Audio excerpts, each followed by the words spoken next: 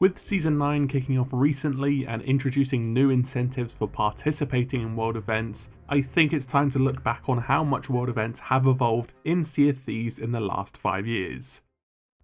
Sea of Thieves launched with one world event as opposed to the 7 we have in the game now. Everyone's least favourite world event now was extremely popular at launch, and it was because, if you were successful, it was the best way to earn gold and reputation towards Pirate Legend. It was this, or just do the 3 other voyages for the Gold Hoarders, Order of Souls and Merchant Alliance. The premise of the Skull Fort is simple. Every 3 hours on a server, it would pop, announcing its arrival with a giant skull cloud in the sky. Every crew who wasn't already hopping around servers knew it was time to drop whatever they were doing, no matter how far away, and sail to that cloud. Inside the vault was an array of items ranging from 8,000 to 12,000 gold. Skeletons with deadly accuracy manned the cannons around the fort, so any ship wanting to make land had to deal with their barrage. And they were much more accurate than their younger counterparts that we see on the seas today. This is actually the case with the day 1 skeletons on any island, in fact. Once a crew had cleared out the island cannons, it was time to take on the waves. Each wave consisted of skeletons with a respectable pool of health,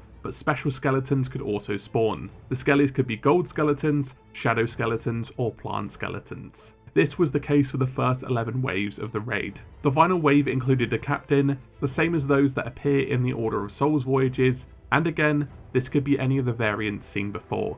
It sounds simple, but the whole server would fight over this, so the challenge came from PvP and PvE that players didn't understand at the time. The regular forts have probably been through the most iterations out of any of the world events. They were temporarily disabled during the Cursed Sails update of July 2018, and then re-added midway through the event on the 8th of August. The next big change would be a loot rebalance with Shrouded Spoils in November 2018. The Stronghold Keg was added to the loot, along with a merchant item called the Ancient Bone Dust Crate. This brought the items more in line and allowed players to progress each of the 3 trading companies more equally. It also activated several unused forts around the map, so the event could now spawn at every fort. Rare even added a new fort in the Devil's Roar. The Devil's Roar was originally added in September 2018 with the Forsaken Shores update, but Molten Sands Fortress came later in February 2019. It played the same as a regular fort, with the added difficulty of the volcano and geysers, but anyone who finished it would be awarded with Ashen loot, meaning the value of the fort was increased. All forts got a change in December 2019. As Captain Flameheart was freed a month prior, the skeletons turned their forts into Ashen forts. The clouds turned into a blinding red and the waves changed too. The waves remained the same in number but got a rejig. Now, instead of a captain wave, there would be Ashen captains, a keymaster and a guardian. One dropped an Ashen key and the other a map to an Ashen chest. This was the 11th wave. The 12th wave consisted of one of the 3 skeleton lords, a much more powerful foe that could be one of 3 variants. This included the mutinous helmsman, the two-faced scoundrel and the Duchess. There were some slight tweaks in between, such as more loot items appearing in Season 2 when that released in April 2021. When Season 9 released in March 2023, the enemies had their health reduced to make the fort less tedious, with the Skeleton Lords also having their weapons changed to a sword and pistol. Overall, it's the most vanilla of the world events, but I guess it's had the most tweaks on account of it being the OG. The second world event dropped just 4 months after launch. This time though, it was a completely naval engagement. Originally, it was rotated each week of the 4 long week event, where players would have to travel to the Shores of Plenty, the Wilds, or the Ancient Isles to begin the event. The world event had players face off against waves of skeleton crewed AI ships, who were armed with cursed cannonballs. The cursed cannonballs could affect either the player or the ship, with each individual ship carrying one variant. The event had 2 waves of 1 to 2 galleons, with the 3rd and final wave being a guaranteed galleon and a captained galleon featuring a named skeleton captain. Each ship carried some loot, but the captain galleon at the end had a large pile of loot should you sink it. When the ship was sunk, the loot would float up to the surface after it. Essentially, the challenge came from any ship size having to face off against a galleon with AI that could be super accurate, and then they hit you with a cursed cannonball to spell disaster. What was awesome about this event is that the skeleton ship became an emergent encounter after the Cursed Sails campaign ended on the 30th of August. They could either patrol the map passively or spring up in open water and attack you. The world event would now spawn in different locations, marked by a cloud in the shape of a ship. With the Shrouded Spoils update, skeleton sloops were added to the world event and to emergent encounters, making the latter a bit more balanced for smaller crews. The event wouldn't really change much aside from some loot balancing and location toggling until Season 9, again, where the world event was made easier for smaller crews. Overall, this is one of my favourites purely because the naval combat in Sea of Thieves is amazing, and the loot pile is way better than the regular skeleton fort.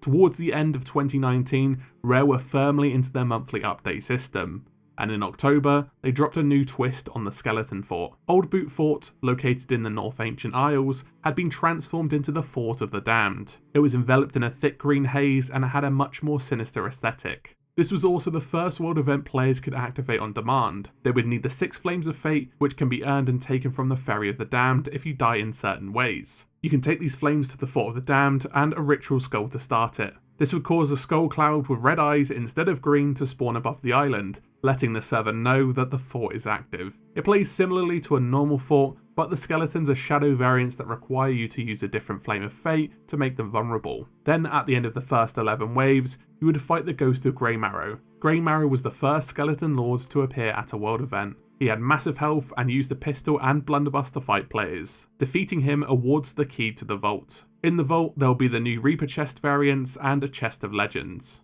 The Fort of the Damned was massive for causing server-wide struggles, mainly because it was the easiest way of getting the chest of legends.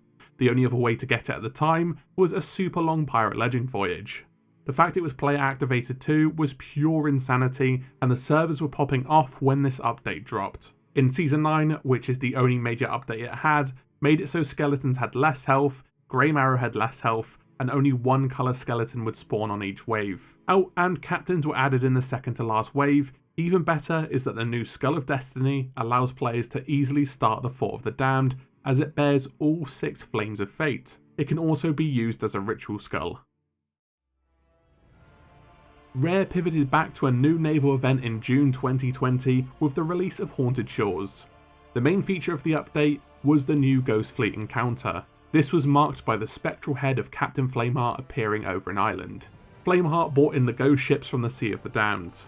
They were weaker than the skeleton ships, but would patrol round islands and were more numerous. The ships had access to different armaments. They had 3 kinds of ghostly cursed cannibals. One would fire a spectre at you, one would set you on fire, and the most devastating was a short-range screaming face called a Wraith Ball. The ships could also drop powder kegs, which behave much like normal kegs, just with a longer fuse. These ships took 3 cannibals to defeat.